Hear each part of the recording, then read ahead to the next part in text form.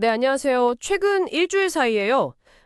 군사용 드론 분야의 강자죠. 에어로바이러먼트, AVAV 주가가 11% 넘게 빠졌습니다. 네, 안녕하세요. 갑작스러운 하락이라서 아마 많은 분들이 그 배경을 궁금해하실 것 같습니다. 네, 마침 보내주신 자료, 에어로바이러먼트 주가 금작과 자본 조달 분석 이걸 보면서 오늘 이 문제를 좀 깊이 파헤쳐 볼까 합니다. 좋습니다. 이 주가 급락의 그 직접적인 원인은 역시 회사가 발표한 대규모 자본 조달 계획이었습니다. 규모가 상장하던데요. 거의 10억 달러 가까이 되죠. 네, 약 14억 7천만 달러 규모인데요. 이 소식이 딱 나오면서 기존 주주들의 지분 가치가 좀 희석될 수 있다. 이런 우려가 확 퍼진 거죠. 희석 우려, 이게 핵심이군요. 구체적으로 어떤 방식으로 자금을 조달하는 건가요? 자료에도 설명이 있긴 한데 좀 더 풀어주시죠. 네, 방식은 크게 두 가지입니다. 첫째는 신규 보통주를 발행하는 거예요. 약 353만 주 정도를 주당 248달러에 공모 발행하고요. 신주 발행. 네. 그리고 둘째는 6억 5천만 달러 규모의 전환사채를 발행합니다. 근데 이게 좀 특이한 게 이자율이 0%예요. 0% 이자요? 와. 그럼 나중에 주식으로 전환될 수 있는 조건이 붙어 있겠군요. 네, 맞습니다. 주당 322.40달러에 주식으로 전환될 수 있다는 조건입니다. 현재 주가보다는 꽤 높은 가격이죠. 전환 가격이 높다는 건 회사가 그만큼 미래 주가 상승에 좀 자신이 있다는 뜻으로도 해석될 수 있겠네요? 그럴 수도 있죠. 아무튼 중요한 건 이겁니다. 현재 유통 주식 수가 한 4,560만 주 정도 되거든요. 네. 여기 이번에 새로 발행하는 주식이랑 또 나중에 전환될 수도 있는 주식 물량까지 더해지면 전체 주식 수가 늘어나게 되는 거죠. 아, 바로 그게 희석 효과군요.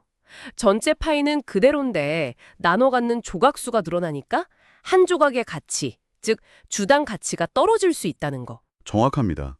그래서 발표 직후에 주가가 뭐 7%에서 많게는 11%까지 쭉 빠졌던 겁니다. 사실 실적 발표 자체는 좋았잖아요. 그런데도 이렇게 주가가 급락하니까 투자자분들 입장에서는 좀 혼란스러우실 수 있겠어요. 충분히 그럴 수 있습니다. 하지만 이제 회사 입장에서 보면 이 자금 조달에는 아주 명확한 전략적 목적이 있습니다. 전략적 목적이요? 어떤 거죠? 네, 조달하는 자금 중에서요, 상당 부분인 약 9억 6,500만 달러는 기존에 있던 대출을 갚는 데 쓸 계획입니다. 대출 상환이요? 네, 특히 작년에 큰돈 들여서 인수했던 블루헤일로 관련 부채가 있거든요. 이걸 정리해서 재무 구조를 좀 더 탄탄하게 만들고 또 이자 비용도 줄이려는 거죠. 아, 그러니까 단순히 뭐 돈이 없어서라기보다는 작년에 했던 그 중요한 인수, 블루헤일로 인수로 늘어난 재정 부담을 좀 선제적으로 관리하겠다. 이런 거군요. 그렇죠. 블루헤일로 인수가 기술 포트폴리오 확장에 워낙 중요했으니까 재무 안정성을 확보하는 게 필수적인 상황이었을 겁니다. 그럼 나머지 자금은 어디에 쓰나요? 나머지 자금은 이제 미래 성장을 위한 투자, 예를 들면 제조 역량을 늘린다거나 이런 데 사용될 예정입니다. 수요 증가에 대비하는 차원이죠. 사실 주가 하락 얘기만 했지만 회사 자체 성과는 정말 괜찮았어요. 자료에도 나오지만 2025년 4분기 매출이 전년 동기 대비 40%나 늘었고요. 네. 연간 매출도 14% 성장했죠. 그리고 정말 주목할 만한 게 수주 잔고인데요. 맞아요. 수주 잔고 이게 거의 2배 늘었다면서요. 네, 그렇습니다. 이게 확보된 미래 매출이라고 볼 수 있는데 전년 대비 거의 2배 증가해서 7억 2,660만 달러에 달합니다. 이건 뭐 미국 국방부 계약이라든지 해외 파트너십 확대, 그리고 전반적인 드론 수요 증가 덕분이죠. 이렇게 펀더멘탈, 그러니까 회사의 기초 체력은 좋은데도 주가가 빠진 걸 보면 시장은 역시 단기적인 그 희석 효과나 자금 조달 규모 자체에 대한 부담을 더 크게 느낀 것 같네요. 네, 그런 측면이 강하죠. 일각에서는 뭐 현재 주가가 실적 대비 좀 높다, 이런 밸류에이션 부담 이야기도 있었고요. 네, 밸류에이션 부담도 있었군요. 맞습니다. 단기적으로는 그런 부담 요인들이 분명히 존재해요. 하지만 이제 좀 길게 보면요. 부채를 갚아서 재무적으로 건강해지고 생산 능력도 키우고 또 블루헤일로 인수 효과도 본격화될 거고 방산이나 드론 시장 자체가 계속 성장할 거라는 점, 이런 긍정적인 면들을 봐야 한다는 거죠. 그렇죠. 장기적인 그림도 중요하니까요. 네. 그래서 이번 주 하락은 그냥 단기적인 어떤 시장의 반응일 뿐이고 회사의 근본적인 가치에는 큰 변화가 없다. 이런 시각도 상당히 설득력이 있습니다. 자, 그럼 정리를 좀 해보겠습니다.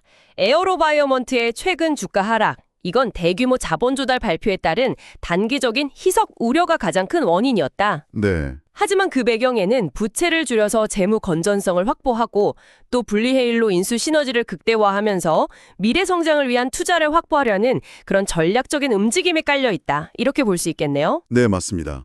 그리고 견주한 실적이나 성장 전망은 여전히 유효하고요. 핵심은 결국 단기적인 고통, 즉 주주가치 희석과 장기적인 성장 동력 확보 사이에서 어떻게 균형을 잡아갈 것인가 이 부분이겠군요. 바로 그 지점입니다. 청취자 여러분께서도 앞으로 이 부분을 계속 좀 주목해 보시면 좋을 것 같습니다. 네. 마지막으로 이런 질문을 한번 던져보고 싶습니다.